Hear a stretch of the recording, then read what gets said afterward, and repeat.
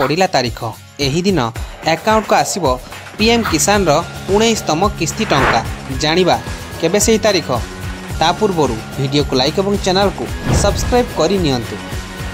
प्रधानमंत्री किसान सम्मान निधि योजना पीएम किसान अधीन रे कृषक मानकु 6000 टंका दिया जाउछि।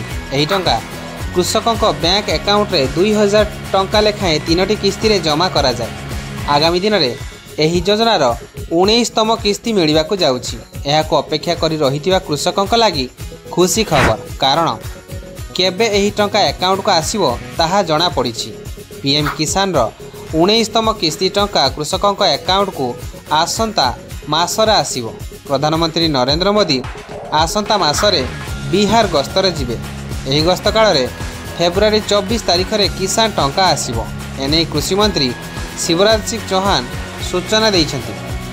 किसान रो 19तम किस्तीर टंका आपणक बैंक को आसीबो कि नाही ताहा जानिया पई आपण कोन करिवे। आपणकु आपणकर हिताधिकारी स्थिति जांच करबाको पड़िबो।